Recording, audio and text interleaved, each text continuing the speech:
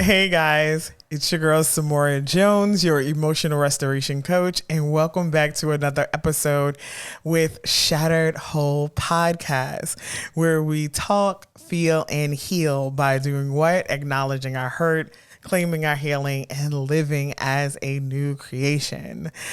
This episode, I am ecstatic to have actually my former founder and friend, Nakeba McKoy. She is the founder of Push Past Pain, and she is on to have an really interesting conversation about maybe an aspect that is not normally associated with strength. So, Nakeba, welcome. Thank you for having me. Listen, first of all, it was a no-brainer to have you on. All I talk about is healing.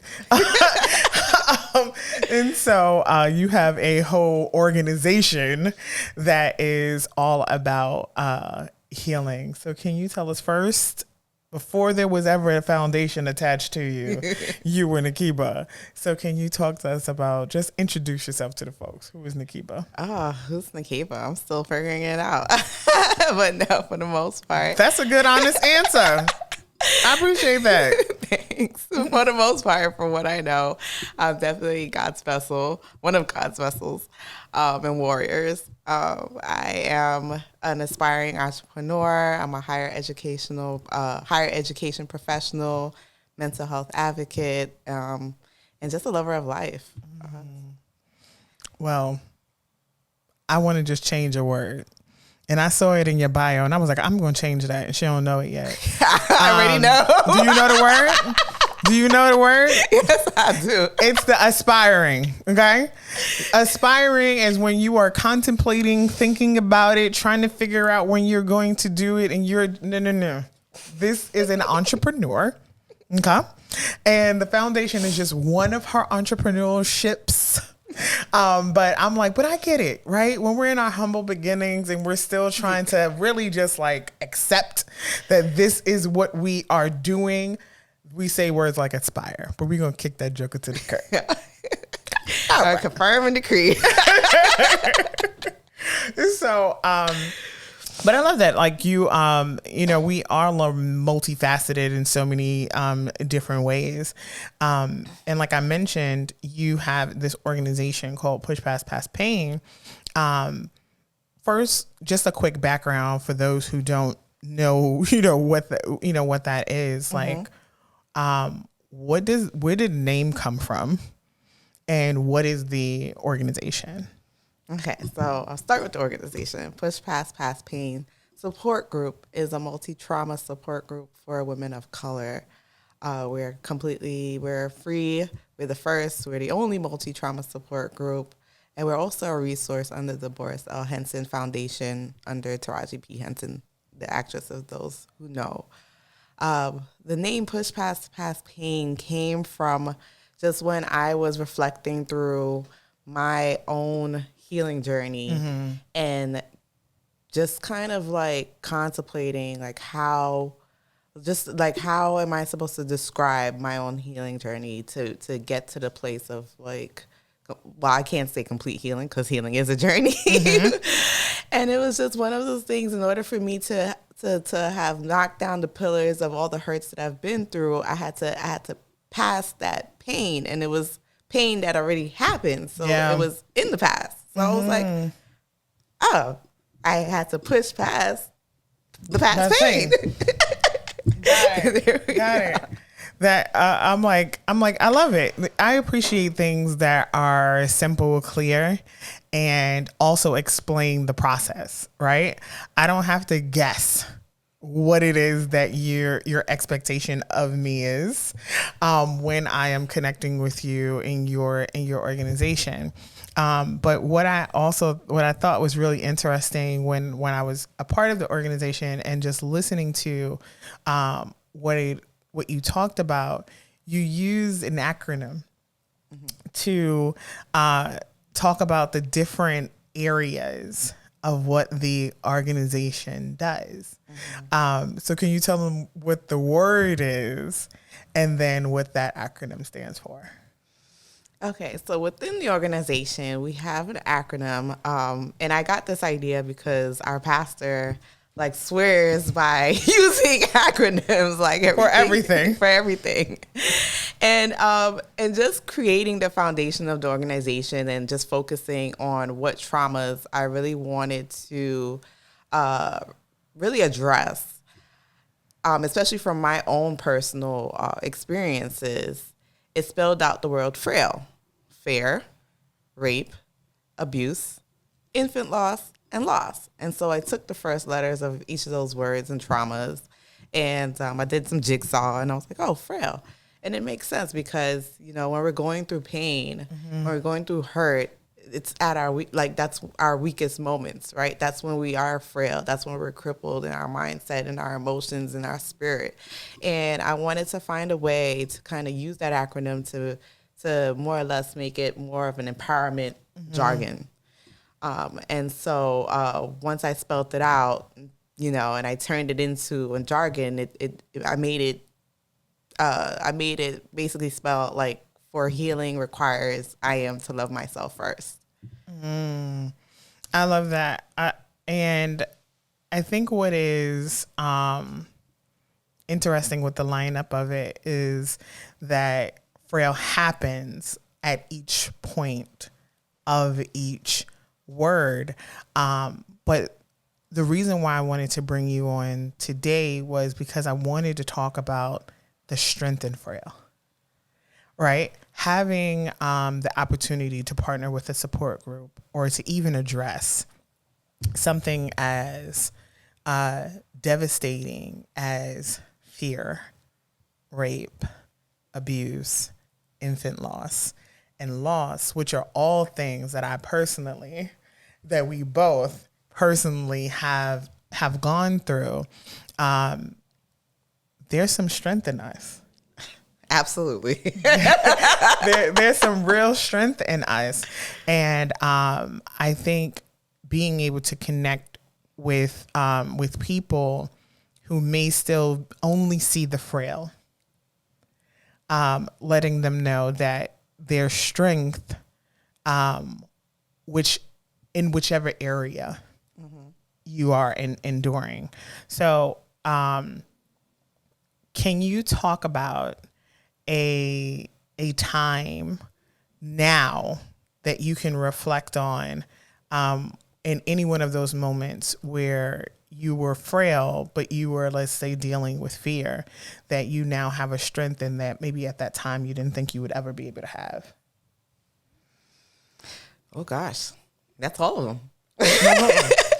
I'm like, pick one. Girl, pick one. That was all of them. I would say it would be the first acronym of F for fear, because that has been something that I've dealt with all my life. And just recently, about a year or two ago, that I've just have been able to kind of conquer and get to a place where now, like, I feel like I could conquer the world. And it's the most important because it was the premise for the rest of the traumas to occur, right? And then it also stems back to, like, when we do have trauma, it goes back to, like, maybe childhood trauma or any kind of traumas that we probably got from our parents. So all of that is, like, the root of what I've endured and what I've experienced and how I've been able to, like, conquer and go forward. So with fear, I had a fear-based disorder called autophobia. And for many, they think that that's the fear of cars when that's actually the fear of being alone. And that can be, you know, you're afraid to be alone due to safety reasons, and you're afraid to be alone because, you know, you just want to be up, you know, underneath somebody or with someone all the time. And that actually perpetuated from watching my mother struggle raising myself and my siblings, and just knowing that she grew up, she considers herself a loner. So she grew up, she doesn't have much friends. And so watching her struggle and doing everything by herself and not having friends, I was like, oh my God, I do not want to go through life like that. It's like, Yeah. so like that instilled fear in me. If like, am I supposed to go through life like this? Like, no, I don't want to experience any kind of hardship like that. So it's somewhat, again, instilled a fear in me to then now want to be always around people. Like, I need someone in my life. Like, I need, you know, it got to the point, I think my dad would share a story like, oh, I was a baby and he was trying to leave the house to go to the store, and I was running after him like, you can't leave me, you can't leave me. I mean, leave it to our dads to really just like talk about it. It's crazy. But I'm like, I get that. And some people may be hearing this and go, well, I don't want to be alone either. And I don't think that fear is so bad. Like, who wants to be, you know, alone? And what's wrong with wanting to be, you know, with friends? Nothing when it's not paralyzing you. Now, that's the misconception. Yeah. Because then that actually becomes a detriment, right? Because you don't want to be alone. Now you're depending on people, and it will then, you're blinding to situations where, you know, you're with someone and now you're stuck because of that fear. So now you're going into a situation where you're going to end up settling. You're going to be comfortable, and you're not going to see a lot of red signs, flags, all of that, just because of that wavering fear. Like, it's blinding everything just because you do not want to be alone. Wow. And I think that's important, because whether you're diagnosed with it or not, I think that you can relate to that.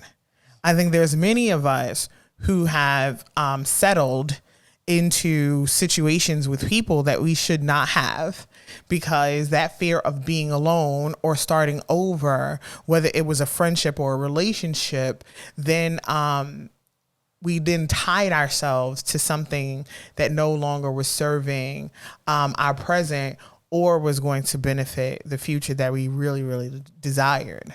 And we held on like a coping mechanism, if you will, to people who we knew weren't good for our hearts and our minds. But that fear of being alone or without meant that I was going to be by myself, and then I don't know who she is, and I don't know how to get to know her. And I'm scared that it'll look like struggle. Right. So how did you get to the place where you're like, one, I'm recognizing that is even an issue, to the place where, one, I'm getting diagnosed with it? Well, I got diagnosed based off of, because when I was younger, I've dealt with like a lot of emotional stability, and dealing with my parents and them divorcing and just back and forth and going to counseling. I've been in counseling all my life. And I guess just in telling the counselors and therapists and stuff like that, they just said, yeah, you don't like being by yourself, and then this is what it is. And then eventually coming into adulthood and being in a 12-year relationship, and still kind of describing the things that I have to deal with, and, you know, the questions, like my friends like, why don't you leave? The flags are all in their face, and it goes right back to that whole, you know, I'm still afraid of being alone. I can't see beyond what's in front of me, like, you know, or have that faith, like, oh, I'm gonna get somebody better. Because again, I'm in this place where I'm comfortable. This is all I know. This is, you know, who I've been with, or I felt in debt to that person.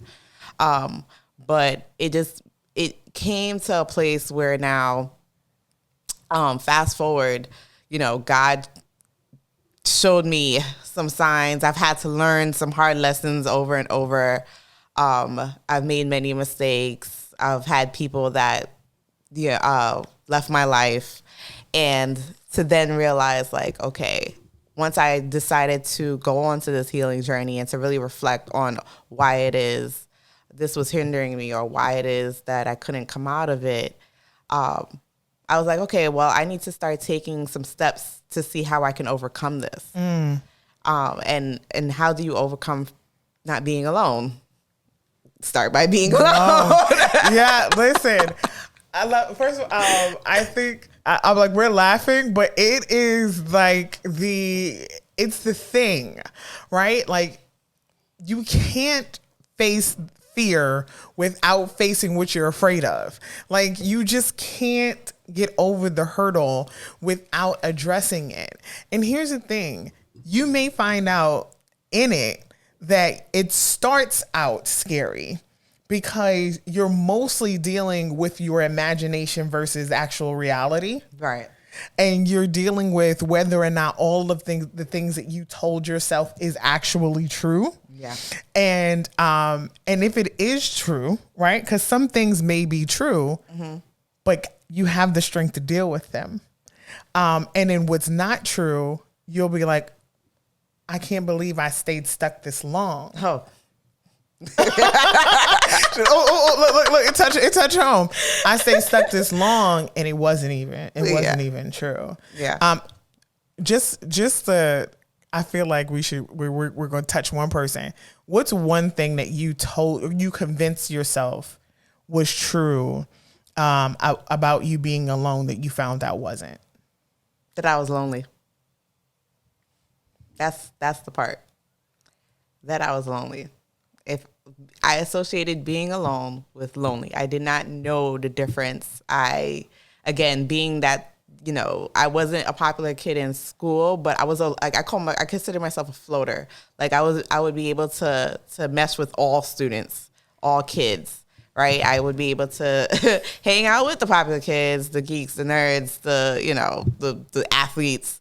Everybody knew me, but at the end of the day, it was still just me. Or if I end up like at a table by myself, I can't tell you the overwhelming feeling when I'm sitting someplace by myself with no one around me. And I just felt like, oh, people are staring at me. They probably think, oh, she's a loner. Like, she doesn't have any friends, nobody, like, she doesn't have like a crew, a group and I would just really get overwhelmed in my heart about like people's perspective about me in that way. Yeah. And so me telling myself like, okay, me being alone is me being lonely. Like, and it's not the same. Not the same. I don't know if you saw my eyes bug open when she said it, because that is a common mistake to think that because you are alone that you are lonely. You will find out that when you are alone, there's peace there. So much. Now I can say that. You know what I'm saying? Like, there's peace there. Like, there is rest there. There's rejuvenation. There's excitement. Like, I don't know about you, but sometimes, especially if I got to clean the house by myself, I turn on the music, put on my jams. I don't have to consider no one else's playlist but my own, because don't nobody like my playlist, and I don't care. Right? I'm like, and have that moment by yourself and not be lonely, but actually feel rejuvenated. How drained were you trying to stay in company and avoid alone? I don't think I really acknowledged or felt the drainage because it became me. It became my persona to be sociable. A lot of people consider me a socialite now just because of that. Like, and it works to advantage. That's my personality. I don't take anything away from that. But it wasn't like the draining part came when it was like, okay, this is hindering me in a different kind of manner. Right? It's draining me staying in a relationship that's not doing anything for me, but yet it's taking me away from my friends, my family, people that really like love me for who I am. And it's like, you know, why can't I get rid of this? Why can't I kick him to the curb? Like, why, you know, I should be able to, you know, go out by myself. I should be able to do this by myself, you know, without him, or, you know. So it just got to that place where then I did get frustrated, because I was like, I know, like I just have to get over this. Yeah. And getting over it takes time. Yeah. So takes my favorite phrase, acknowledging, right? Being able to just understand you. Yeah, for sure. And even with the process of overcoming that, you know, my family, my friends like to say that I'm stubborn. I say I'm determined. The wrong terminology, and I have to learn my lessons the hard way. So, you know, Father God above has been teaching me the hard way. So, and he's putting me places where, you know, it's just kind of like a force at this point. Like, you're not learning. Well, I'm going to make you learn. Hold on a second. I want to just pay attention to the way that we be blaming Jesus for stuff. Did you say that Father God was teaching you the hard way, or are you hard-headed? So it becomes a hard lesson. I was determined to learn the lesson. Okay, because listen, Jesus gets blamed for everything and for every aspect of the way that we learn lessons. Be like, well, I'm not blaming him. I'm saying what it is, because you know, I'm not blaming him. You know, it is what it was, and I had to acknowledge that. Like, okay, because yes, I didn't catch it a few times. All right, like some stuff ended up being out of my control, and he's like, "Well, listen, I'm trying to do this for your good. It's for your good at the end of the day. So I'm gonna need you to catch it. Is for your good. And I think that's why I love like having a relationship, you know, with God. I know that everybody, you know, who listens may necessarily not be there. But what I love about the relationship with God is that he is consistent when we're inconsistent with ourselves. And though we have free will and he doesn't violate that, I was like, he stays. He stays until we find out and we understand that there's more good in our life than it is trial and tribulation only. Absolutely. So your determination. Oh yeah. He was willing to stick around until you decided to be determined. I could give you one example. Yeah. So in the journey of overcoming fear, me thinking, okay, well, I started going to like the park by myself. I tried going to movies by myself, which I hate. I went to a restaurant by myself. And just like the whole shift in my life and going through the healing journey, I was living with my mom for a year or so, and praying to get an apartment of my own.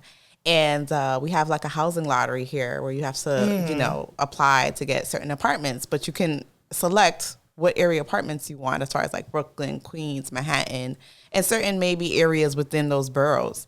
And I told myself I'm only applying to Brooklyn and Queens. There's only certain parts in Queens that is like close by to Brooklyn.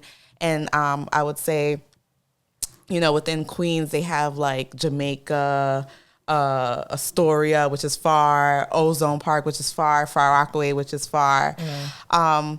But, you know, I said, you know, I'm still going to apply for those, but I kept saying to myself, God, I'm going to apply just to apply, but I really don't want to be in those areas because those areas are far. I prayed on the places that are closer. Yeah. Guess where he put me? Far. And the place is called Far Rockaway. Can you believe that? And it's literally secluded from everybody, everything, all my friends by myself. And what happened when you got there?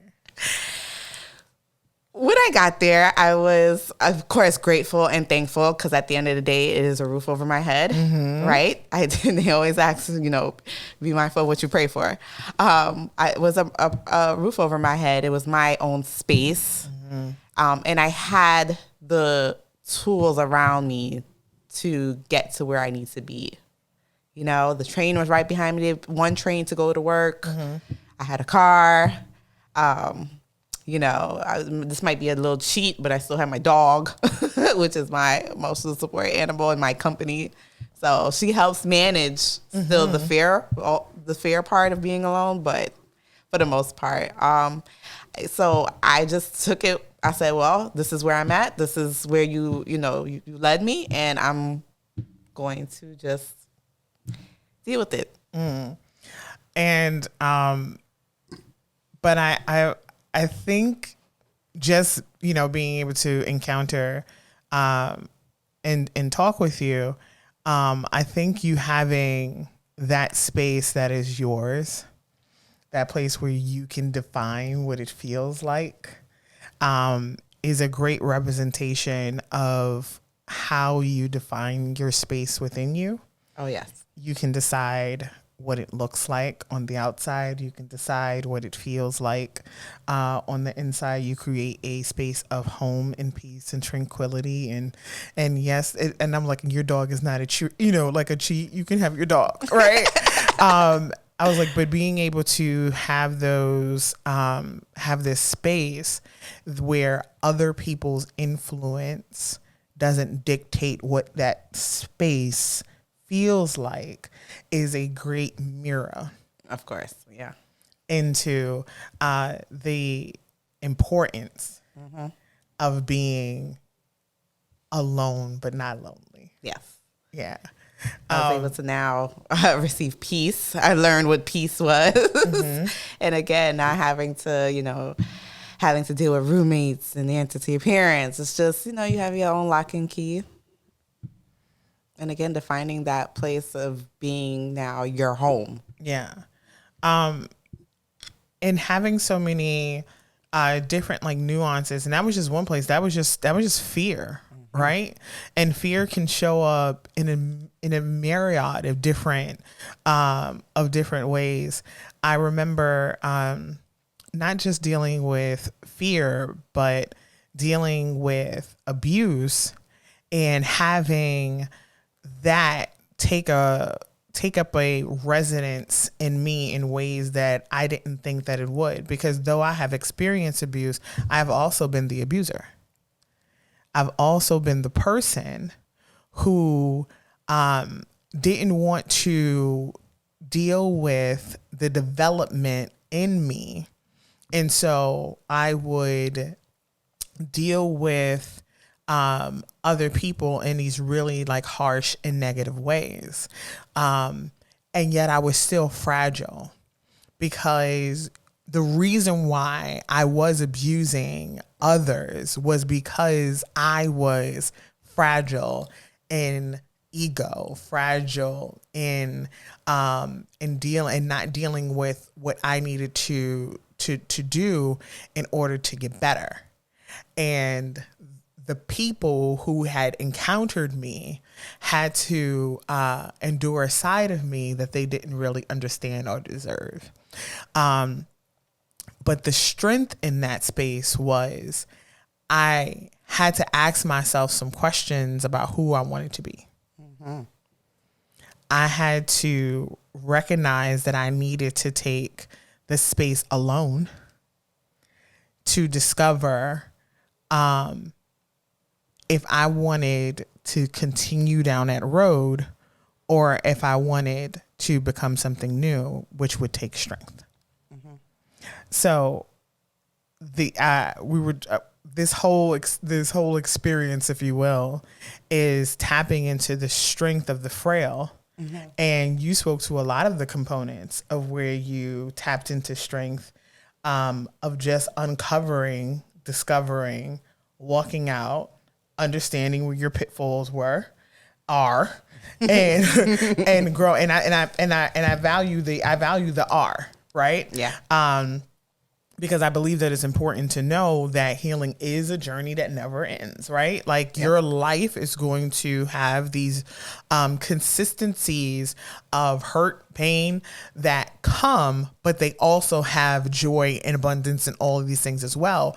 And how do you strengthen yourself with tools to deal with the fear, to deal with the traumatic experiences, and so that you're not afraid of frail, but you will take the frail moments and pull and strengthen yourself in each of those areas. So I wanted to talk about what have you learned about God in frail places? So the general answer for that is that, you know, he is there. He's always with you. He's always walking with you. He always wants the best for you.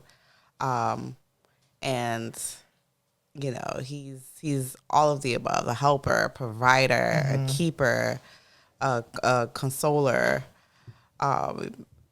just all of the things. I actually have a little in my little diary, I think when I was going through everything, I did write my testimony for each of those things that I went through for each part of the frail, if I could share. Please. Drop the jewels. So in combating fear, God will put you in uncomfortable places in order to get comfortable and away from people you don't need to be holding on to. Sometimes it will be where you didn't ask to be, so that you can learn a thing or two about yourself and reach a level of power and independence that is unmatched. Your dependency for anything else is now on him. So that part is leaning on God to be your company. All right, wait, real quick. Because I won't belabor. Listen, I'm going to let you go. I'm going to let you have. But here's why I value that. There is something powerful about connecting with someone who doesn't need anything from you, but for you to grow. Like, God doesn't need you for anything, but he wants you. God doesn't need you for anything, but he wants you, and wanting to spend time with you so that you can understand how much you can lean on him alleviates your need to find something in another person that they can never give you. And then and that doesn't mean that you don't find like love in people, that you find companionship. That's not what I'm talking about. I'm talking about like the needs that you have like in your heart and your soul that no man, no woman, no other person can touch, that only your creator can tap into. And in those spaces, your dependency is on him. Okay, that was, listen. You know I get excited. I know. I'd be like, what you say? Hold on here. Okay. I know. For rape, I have that God would put you in a situation that common sense should have taken you out of. But it's important to note, not all situations you called for, nor is it your fault. Don't allow fear to silence you, and don't allow being taken advantage of damage you. And to realize that, you know, your sexuality is not all that you have to offer, but it is your power, and it doesn't have to be your pain. I'm not going to go too deep because you know me. But I am going to say this. I remember we had a conversation, with some people, and one of the notes was feeling as if the person had warranted. They warranted the violation that they endured because they were in the wrong place at the wrong time and they shouldn't have been there, and that they were drinking, and they blamed themselves for the violation that occurred. And the truth of the matter is, there is nothing that you could do that would warrant anyone to violate you. There's nothing that makes it okay. Mm-hmm. And for those of you who are listening, who is like, well, she doesn't know that my mother told me not to go, or I shouldn't have been there, or I was really in a stage in a space where I was wilding. I don't care what the circumstances were. no one has permission and to violate you and it be your fault. No one. No one. Absolutely. Now we're tackling abuse. So for that, where God was not is when the mirror glass breaks from over your eyes. You finally realize and see all that others did for yourself. God shows you this whole time while you were ignoring the signs you didn't deserve what you allowed.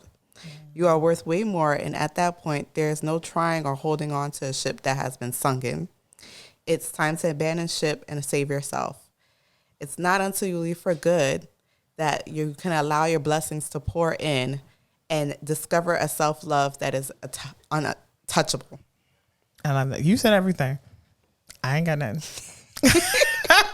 I was like that part right there. That part right there. And so the next one, the infant loss, right? That's where stands I. That stands for I. And that was one of I would say next after fear was one of the biggest traumas for me that took everything in me to disclose and to talk about. I tell myself it took me really 5 years to finally open my mouth to say something and then really talk about it because, you lost your child. Yeah. And it was in a situation where I was forced to have an abortion because the baby I was carrying had a very rare disorder called anencephaly. And it's like 1 out of 10 million people get this. And again, I'm like, God, it could have been anything else, a misconception, Down syndrome. You gave me something that even the doctors couldn't explain. Yeah. And it just came to a point where I had to make a decision, knowing that if I carried my baby, the baby was either going to die in my arms or I would have to take care of it before then. Can I handle that emotional turmoil? And I couldn't. And so I made the decision. And so in that moment, knowing that I got something that was unexplainable and was still asking God to explain it to me. Yeah. Yeah. You're like, if they can't explain it, you can. Give me the scoop. What happened? That's where I found, and that's where I learned that God can never be explained. He has bigger and greater plans for yourself that you don't know. All you know is that what we go through, as painful as it can be, it's to save us from ourselves, but again, always being for our greater good. Yeah. And I want to dip into that because it's touchy. It's touchy. Because we want to be clear, right? That that a lot of times we hear language like God killed my baby. God took my baby. God needed an angel, and having that kind of theology makes God this really kind of a monster in some ways. God is sovereign, and we don't know all the answers. There's so much that we don't know. But there is an understanding that all things work for our good, but not that God does all things. And I think that when we can understand that part, it doesn't make the pain less, but it does give us one less thing to take that division away from us and God, and the healing that we need in those remarkably painful spaces. I have experienced so many different levels of pain in different aspects of my life, but losing, I lost my twins. That pain it just is at a different level. Yeah. It is just at a different level. And you're just like, why does this level of pain even exist? To experience. But knowing that your healer didn't stop becoming your healer because the hurt was what you couldn't understand. you know, so I just wanted to, you know, to touch on that because people are going, they were like, oh no, you know, he took, and I'm just like, I'm like, we don't know. Yeah. There's so much that we don't know. But what we do know is that God does not do everything, but he does work everything out for our good. Yeah. Absolutely. Yeah. And I can say now in this space, you know, of course, you know, I would still love to be a mother, but in the space that I am in, especially creating a space for other people and wanting to, you know, pay it forward and launch other businesses and get my degree and all of these things, I really couldn't be able to have done this stuff if I had a child. You know, it probably would have been a lot harder and maybe took more time. And so now I can say that, it, you know, as hurt and as painful as it is and still is, you know, it was a certain blessing in disguise. And especially being, you know, not having to be attached to that person, that partner, because God knows I wouldn't have been able to deal with that for a very long time. Right. So, yeah, a many of things. And when we grew, like, I remember growing up, like there was this statement that if you had a child that you wouldn't be able to accomplish all these things. And I was like, I want to, again, I always try to like clear things up because I don't want people to get distracted. Yeah. A lot of times we get distracted by hearing one thing and then our ears are closed to everything else. And when we're not hearing that, you're talking about your journey. Right. You're talking about your complete understanding of what you were capable of dealing with. Your understanding of what it is that you were desiring to deal with, and then what it was already doing to your heart before your baby even was, you know, here. You know what I'm saying? And recognizing that that was your decision and your understanding of you, you know? Now, we don't know what could have happened, what should have happened. We know what did happen. And if we could stay in reality more than we can stay out of our imagination, there's some real freedom there. Yeah. There's some real freedom there if we stay out of woulda, shoulda, couldas. Just staying. But absolutely. Yeah. I agree. And then the last one is a loss. And that kind of combine everything because within the traumas that I went through with fear, rape, abuse, infant loss, and when we say loss by itself, it's just, you know, the grieving of people, friends. You know, I've lost friends. I've lost my grandparents, you know, people that have gone on deceased. I lost myself within those things as well. In losing myself, I hurted people. I let real love go. I pushed away family and friends. I turned away from God at a point, and I lived a life full of partying and drinking. And I was existing and not living. And so once I finally was able to then take control of my life and say, listen, I don't think all of these things that I went through, like, God allowed to happen for no reason.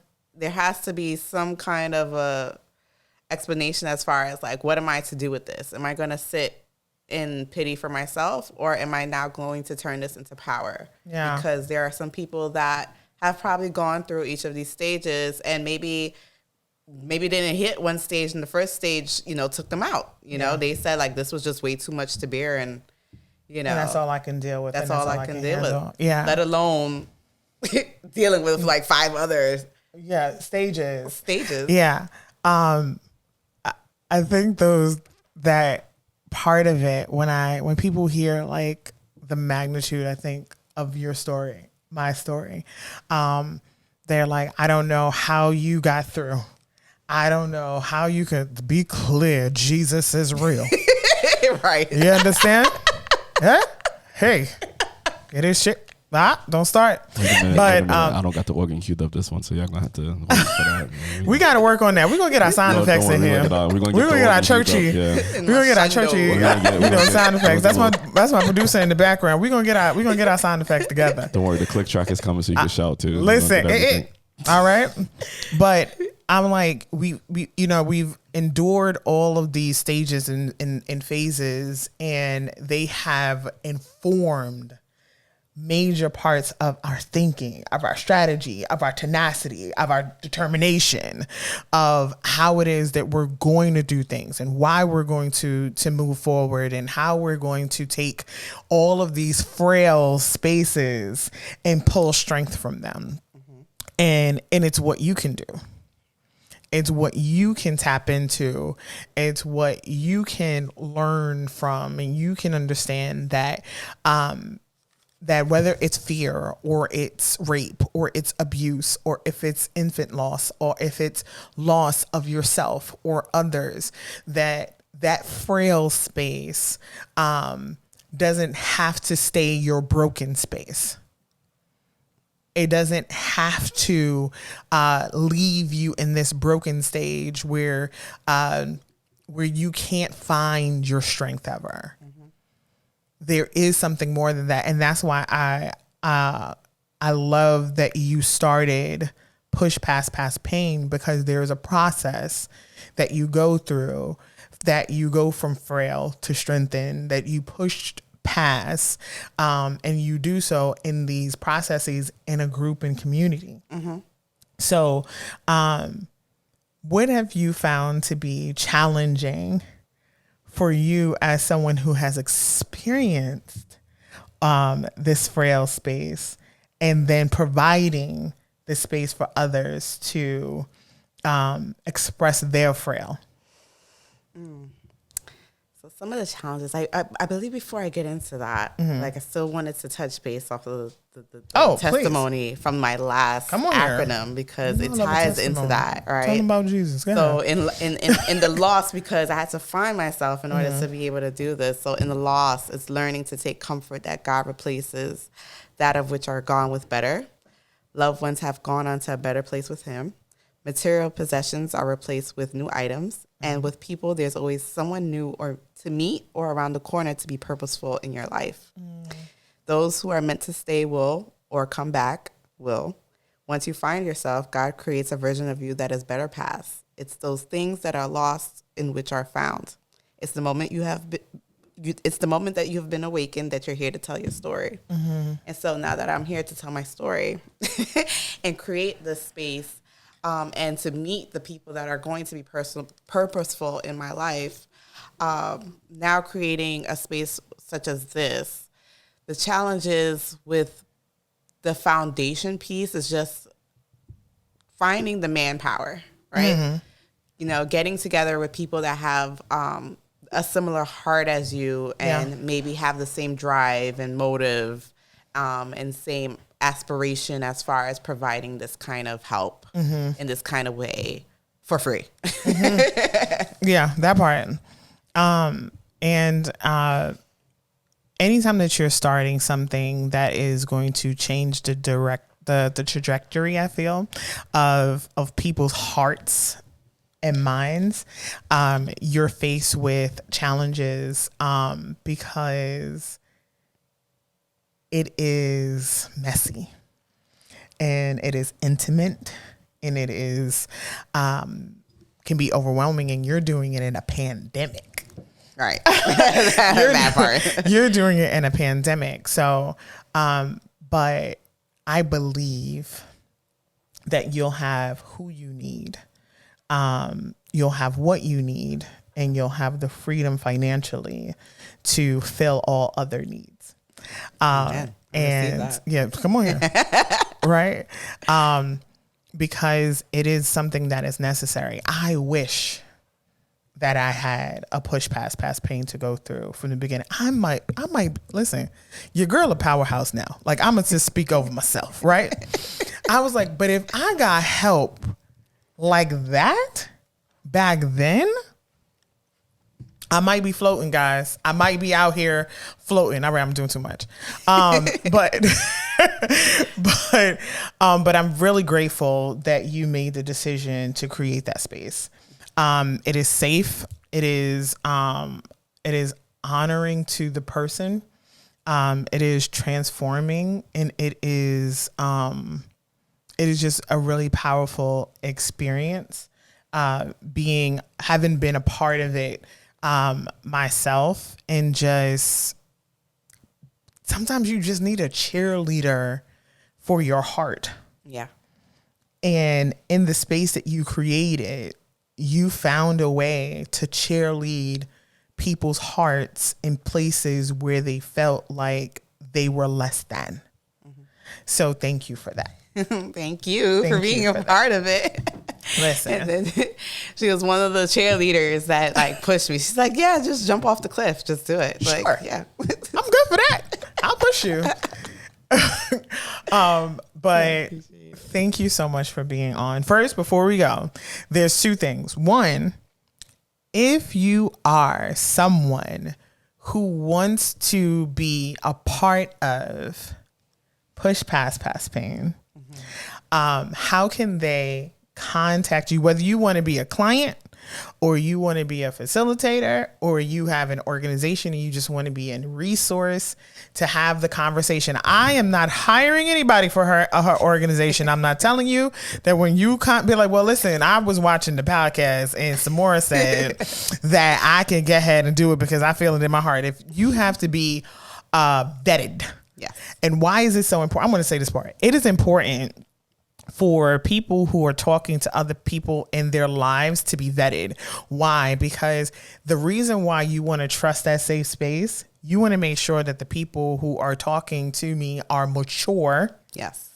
And are listeners more than they're talkers. And then when they do open their mouth, they have something positive to impart in me that is going to empower me to do the next stage in space. Anyway. Very important. Very important. And are accountable in time and in commitment. So Yes. If you are that person, okay? If you are that person, tell them how they can stay connected as a client, or if they want to partner with you. You can visit our website at www.pushpastpain.support.org, or visit us on Instagram at pushpast_pastpain. You can also email us at pushpastpain@gmail.com. Thank you. Again, thanks so much for coming on. I appreciate you being vulnerable, for being open, and being courageous enough to start an organization that is going to be life-changing for so many women, and including myself. Okay, because I definitely was in the group. You were awesome. Oh my God. And I appreciate. Listen, I appreciate you letting me utilize my gift, but also, being poured into myself, because she is a good leader in that way. She is a leader who pours into her team. And then that way you have something to pour into others. So I was ecstatic and happy to be a part of that. So listen, I pray that this episode freed you up.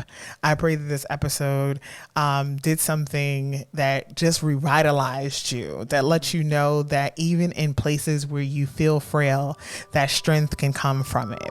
So just remember that I am listening, and that I see you, and that I love you. God bless.